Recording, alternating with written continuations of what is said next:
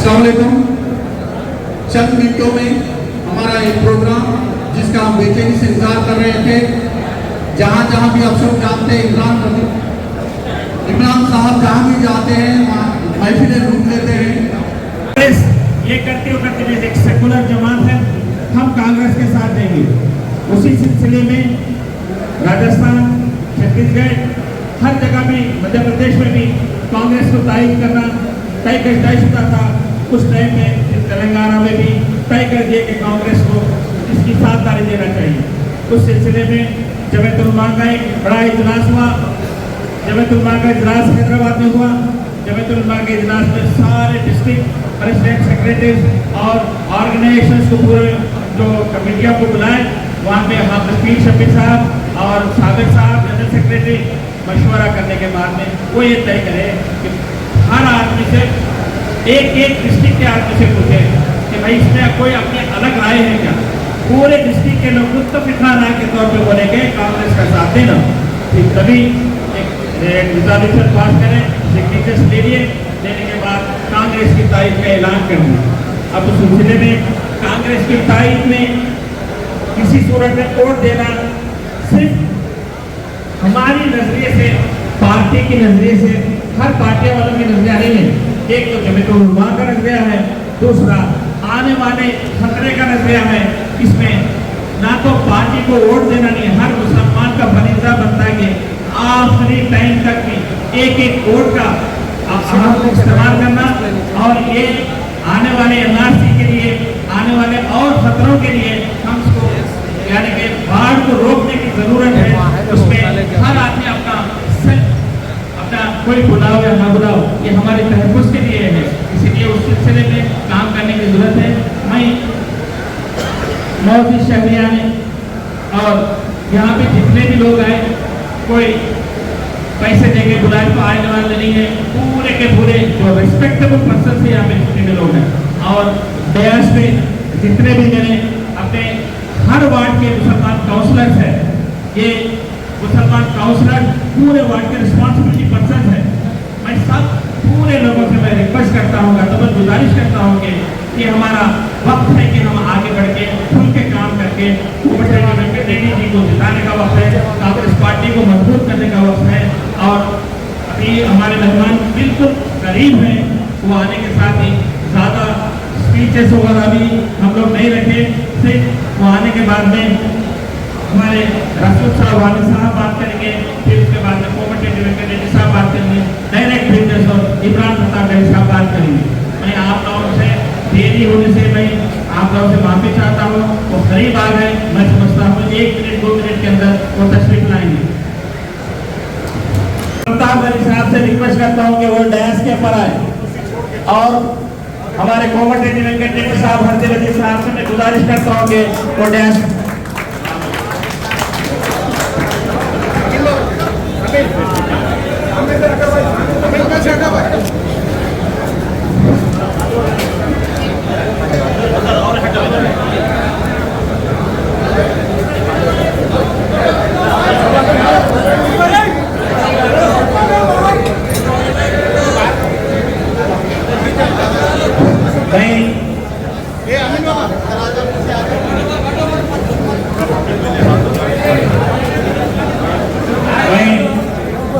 गुजारिश करता हूँ कि कोमटिरेड्डी वेंकट रेड्डी साहब को, इमरान प्रताप रेड्डी साहब को वेलकम करने के कुछ भी नहीं दिख रहा। बैठो भाई, तुमला बैठो तो ना भी फुर्सत निकल आए, मैं ऊपर चले था ना, हटो भाई।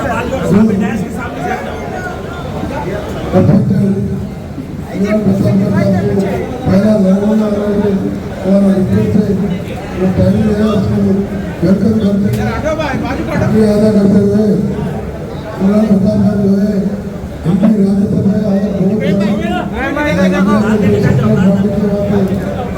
वो सबको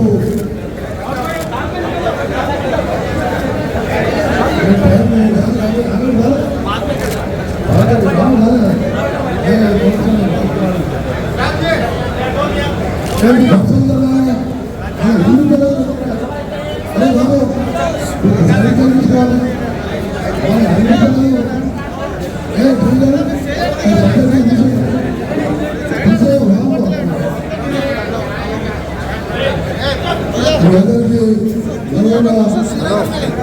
सोशल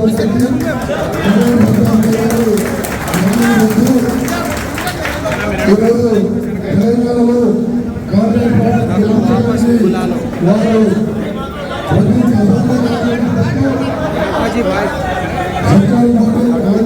ఎందుకు ఎదుగుతారని మన ప్రసంగాల ద్వారా ఈరోజు చేస్తున్న కాంగ్రెస్ సంబంధించి చూస్తున్న కార్యక్రమాన్ని ప్రజలు కూడా తెలియజేసుకుంటూ వారు మాట్లాడవలసిందిగా ఒకరు వారు ఇది షెడ్యూల్ ఉన్నది ఇంకా 4 అసెంబ్లీ జిల్లాలో మీ అందరూ కూడా ఒక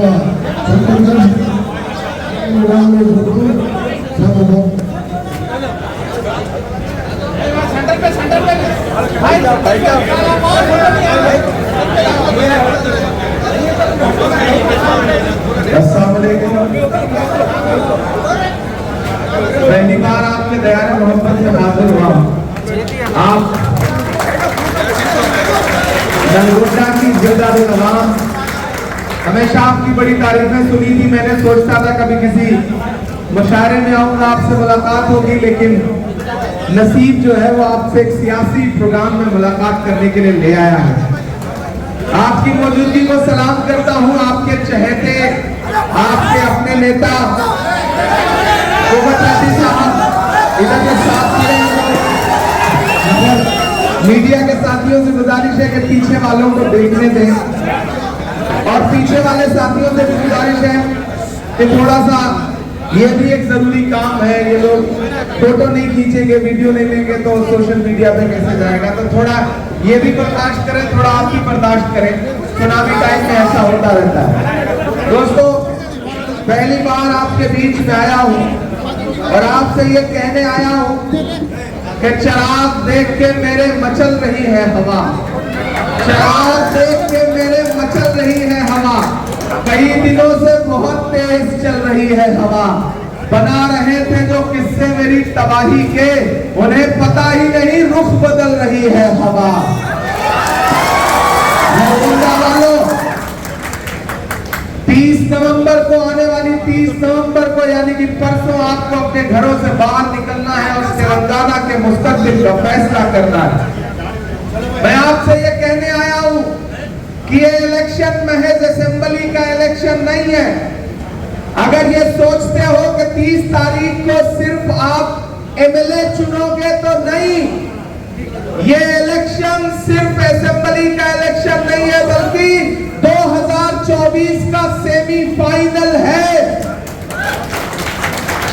मैं नलगोंडा वालों आपसे ये कहने आया हूं कि एक तरफ केसीआर है जिन्होंने 10 साल में आपको झूठ के अलावा कुछ भी नहीं दिया, उधर दिल्ली में बैठ के नरेंद्र मोदी 15 लाख का जुमला देते हैं, इधर केसीआर आपसे 12% रिजर्वेशन का जुमला देते हैं। दोनों एक जैसे हैं। ये जो केसीआर है ये मोदी जी के यार हैं। गलतफहमी से निकल आइए। और खास तौर से मैं अक़लियत के साथियों से कहूंगा कि मैं हजारों किलोमीटर का सफर तय करके आपके बीच में आपके हर दिल अजीज रहनुमा के लिए आया हूं। इनको आप पिछले 3 दहाई से ये आपके बीच में सियासत कर रहे हैं। मुझे आपसे ये कहना है, कोमट रेड्डी, वेंकट रेड्डी साहब का नाम हम लोग दिल्ली में बैठ के सुना करते हैं। मजबूत आदमी है, मजबूत लाठी है इनके हाथ में। मैं आपसे ये कहना चाहता हूं मेरे भाई कि ये इलेक्शन बहुत अहम इलेक्शन है। इस इलेक्शन में एक चीज तो क्लियर हो चुकी है। मैं खम्बम से लेके, वारंगल से लेके, निजामाबाद, आदिलाबाद, करीमनगर, पूरे सूबे में पिछले 2 हफ्ते से कैंपेन कर रहा हूं। एक बात मैं दावे से कह रहा हूं कि तेलंगाना का निजाम बदलने जा रहा है, तेलंगाना में हुकूमत बदलने जा रही है। कोई ताकत यहां कांग्रेस की सरकार बनने से रोक नहीं सकती है। ऐसे में मुझे अक़लियत के साथियों से खास तौर से गुजारिश करते हुए बात कहनी है कि बनती हुई सरकार के साथ खड़े हो जाओ। पार्टी को यह एहसास दिलाओ कि सरकार बनाने में तुम्हारा बहुत बड़ा रोल है। हमने माइनॉरिटी डिक्लेरेशन का अलग से प्रोग्राम किया। पहली बार ऐसा हुआ कि दलित भाइयों के लिए अलग से डिक्लेरेशन, ओबीसी के लिए अलग से डिक्लेरेशन और अभियंताओं के लिए भी अलग से डिक्लेरेशन। 4000 करोड़ का बजट अनाउंस किया है पार्टी ने आपके लिए। तालीम की बात करने वाली मेरी नस्लों, high school, intermediate, graduation, PhD, MPhil की पढ़ाई के लिए कांग्रेस पार्टी कह रही है कि हुकूमत बनने दीजिए, हम आपको अलग से स्कॉलरशिप देंगे। केसीआर ने आपसे जुमला दिया था कि डबल बेडरूम देंगे, मिला क्या? मिला क्या? आपको डबल बेडरूम नहीं मिला, लेकिन केसीआर के बंगले में कितने बेडरूम है पता है? 20 से ज्यादा। केसीआर का बंगला बना, केटीआर का महल बना, कविता का बंगला बना, लेकिन आपको डबल बेडरूम नहीं मिला। शादी मुबारक स्कीम के नाम पे आपकी बच्चियों को यह बताया कि गरीब बच्चियों को पैसा मिलेगा, लेकिन बच्चियों को नहीं मिला, बिचौलियों को मिला। बिचौलिए खा गए। एक भी वादा पूरा नहीं किया केसीआर ने। अगर आपको यह लगता है कि केसीआर सेकुलरिज्म का झंडा उठाते हैं तो नहीं। मैं मेंबर ऑफ पार्लियामेंट हूं, देश की राज्यसभा में बैठता हूं, सबसे बड़ी पार्लियामेंट में। मेरी इन्हीं आंखों ने देखा है कि जब भी नरेंद्र मोदी को जरूरत पड़ती है तब तक बीआरएस भाजपा की गोद में बैठी मिलती है। और नाम बदलने का शौक सिर्फ भाजपा वालों को नहीं है, इनको भी है। इन्होंने तो अपनी पार्टी का ही नाम बदल के शुरुआत की, टीआरएस को बीआरएस कर दिया। बीआरएस का फुल फॉर्म नहीं पता होगा, मैं नया फुल फॉर्म बता रहा हूं। बीआरएस का फुल फॉर्म है भाजपा रिश्तेदार समिति। ये नरेंद्र मोदी के दोस्त हैं, क्योंकि नरेंद्र मोदी जी ने अभी 2 हफ्ते पहले तेलंगाना में एक स्टेटमेंट दिया जिसे याद कर लो, जहनों में बिठा लो। नरेंद्र मोदी जी ने कहा कि केसीआर मेरे पास आए थे अपने बेटे को चीफ मिनिस्टर बनवाने के लिए। वैसे तो मैं नरेंद्र मोदी जी की ज्यादातर बातों को झूठ मानता हूं, लेकिन ये वाली सच्ची है, बिल्कुल सच्ची बात है। क्योंकि केसीआर से जब मीडिया ने कहा कि प्राइम मिनिस्टर ने ये कहा कि आप उनके पास गए थे अपने बेटे को चीफ मिनिस्टर बनवाने, तो केसीआर ने कहा कि ये पर्सनल बातें हैं, चीफ मिनिस्टर को, प्राइम मिनिस्टर को पर्सनल बातें पब्लिकली नहीं बतानी चाहिए। अरे केसीआर साहब, कौन कौन सी पर्सनल बातें छुपाओगे? कैसे छुपा पाओगे कि प्रेसिडेंट के इलेक्शन में पूरा अपोजिशन एक तरफ था, लेकिन आपकी पार्टी ने भाजपा को वोट दिया? कैसे छुपा पाओगे कि ट्रिपल तलाक के बिल पे पूरा अपोजिशन एक तरफ था, लेकिन आपकी पार्टी ने भाजपा को सपोर्ट किया? कैसे छुपा पाओगे कि वाइस प्रेसिडेंट के इलेक्शन में आपकी पार्टी ने भाजपा को वोट किया? हमने देखा है पार्लियामेंट में। इसलिए मैं अक़लियत के साथियों आपसे कहने आया हूं कि आज इलेक्शन कैंपेन का आखिरी दिन है। हवा का रुख बदल चुका है, तेलंगाना में हुकूमत बदलने जा रही है। मेरे भाई, अगर सिर्फ असेंबली का मसला होता तो मैं इतना भाग दौड़ करके आपके बीच में नहीं आता। आप एक बात अपने जहनों में बिठा लीजिए, आपके बुजुर्गों का कौल है कि मजदूर का पसीना सूखने से पहले उसकी मजदूरी उसे दे दी जाए। ईमान है ना इस बात पर? ये हमारे बुजुर्गों का कौल है। तो कोमट रेड्डी, वेंकट रेड्डी ने आपकी जो खिदमत की है वो तो आपके सामने है ही, लेकिन मैं एक और बात आपको बताता हूं कि याद करिए 6 सितंबर 2022 का वो दिन, यहाँ विकार रसूल साहब बैठे हैं, हम लोग खड़े थे कन्याकुमारी में समंदर के साहिल पर, और हमारी अगुवाई करता हुआ एक शख्स खड़ा था टी शर्ट और जीन्स पहन करके, और उसका नारा क्या था? नफरत छोड़ो, भारत जोड़ो। सिर्फ एक नारा, नफरत कम करने की कोशिश, और इस कोशिश में कितना चला वो शख्स? 4000 किलोमीटर। इस मुल्क में नफरत के सबसे ज्यादा शिकार कौन है? कभी सोचा है? हम हैं, आप हैं, आप हैं। तो नफरत कम होगी तो फायदा किसका होगा? सुकून किसे मिलेगा? वो चलता रहा 4000 किलोमीटर अपने पैर के छालों की परवाह किए बगैर। मैं उनके साथ कंधे से कंधा मिला के चल रहा था। मुझसे मीडिया के एक साथी ने कहा, इमरान साहब आप तो शायर हैं, आप क्या कहेंगे? मैंने कहा मैं तो बस इतना कहूंगा कि जो हर जालिम से टकराएगी वो आंधी बनाऊंगा, जो हर जालिम से टकराएगी वो आंधी बनाऊंगा। नए अंग्रेज आए हैं, नया गांधी बनाऊंगा। मैं चलता रहा राहुल गांधी के साथ। अभी तक राहुल गांधी के पैर के छाले सूखे नहीं है नलगुंडा वालों।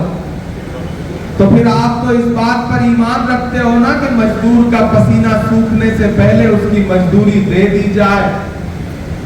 कोमट रेड्डी वेंकट रेड्डी साहब को आपका दिया गया एक वोट सिर्फ इन्हें नहीं मिलेगा, राहुल गांधी को मिलेगा, इमरान प्रतापगढ़ी को मिलेगा, मल्लिकार्जुन खड़गे जी को मिलेगा। मैं इसलिए आपसे अपील करने आया हूं कि ये इलेक्शन बहुत अहम इलेक्शन है मेरे भाई, चूकना नहीं है। कभी नेताजी सुभाष चंद्र बोस ने कहा था कि तुम मुझे खून दो, मैं तुम्हें आजादी दूंगा। मैं यहाँ खड़ा होकर कह रहा हूँ कि 30 नवंबर को नलगुंडा वालों आप हमें तेलंगाना जिता के दीजिए, हम 2024 में आपको दिल्ली जीत के देंगे। ये हमारा आपसे वादा है। मैं इसलिए गुजारिश करने आया हूं कि 10 साल बड़ा मौका दे दिया आपने केसीआर साहब को, आपसे झोली भर भर के वोट लेते रहे और जाकर के नरेंद्र मोदी जी की गोद में बैठते रहे। पूरे देश में ईडी ने, सीबीआई ने, इनकम टैक्स ने, पूरे अपोजिशन के यहाँ छापे मारे, लेकिन आज तक कभी केसीआर के यहाँ कोई ईडी का छापा पड़ा नहीं पड़ा। कुछ तो है जिसकी पर्दादारी है, कोई तो रिश्ता है। इसलिए मैं नलगुंडा और इतराफ के अक़ीदत के साथियों से कहता हूं कि अपनी आंखों पे पड़ा हुआ केसीआर की मोहब्बत का चश्मा उतार दीजिए। मैं पूरे सूबे में जहां जा रहा हूं बस एक नारा सुनाई पड़ रहा है, बाय बाय। ये नारा सुनाई पड़ रहा है तो मैं तो शायर हूं, मैंने उस नारे को नज़्म बना दिया है। मैं वो नज़्म सुना देता हूं आखिर में आपको कि अब तो तेलंगाना की है यही पुकार। तैयार रहिएगा नलगुंडा वालों मेरे साथ कि अब तो तेलंगाना की है यही पुकार। Bye bye KCR, bye bye KCR. बंद करो झूठ का ये अपना कारोबार। बाय बाय के लूट लिया तुमने ये पूरा तेलंगाना। झूठ मूठ का बनाओ ना बहाना। माला माल हो गए सब तेरे रिश्तेदार। Bye bye KCR, bye bye KCR. आखिरी बंद पड़ता है इस नज़्म का कि अब नहीं चल पाएगी मोदी जी से यारी। अब नहीं चल पाएगी मोदी जी से यारी। तुम नहीं निभा पाए अपनी जिम्मेदारी। आपकी ये काद अब तो हो गई बेकार। Bye bye KCR, bye bye KCR. बंद करो झूठ का ये अपना कारोबार। और सिर्फ 3 दिन, 3 नहीं, हम तो 2 ही दिन बचे हैं ना, 2 भी कहां बचे हैं? 30 वोटिंग होनी है तो 1 ही दिन बचा। कि सिर्फ 1 दिन की है अब आपकी सरकार। Bye bye KCR, bye bye KCR.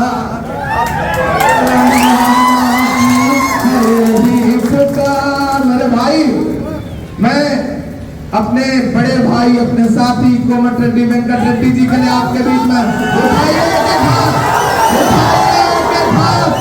उठाइए के हाथ और एहसास दिलाइए कोमट रेड्डी जी को कि आप उनके साथ है। 30 नवंबर को इन्हें जिताइए, 3 दिसंबर को कांग्रेस पार्टी की सरकार बनाइए। मैं दिल्ली में रहूंगा लेकिन मेरी नजरें नलगुंडा पर रहेंगी। मायूस मत होने दीजिएगा, मुझे शर्मिंदा मत होने दीजिएगा। अपना एक एक वोट कोमट रेड्डी वेंकट रेड्डी जी के हाथ के पंजे के निशान के सामने वाला बटन दबा करके इन्हें जिताइए। मैं वादा करता हूं कि चुनाव होने के बाद, सरकार बनने के बाद एक बार फिर आपका शुक्रिया अदा करने जरूर आऊंगा। बहुत शुक्रिया, बहुत बहुत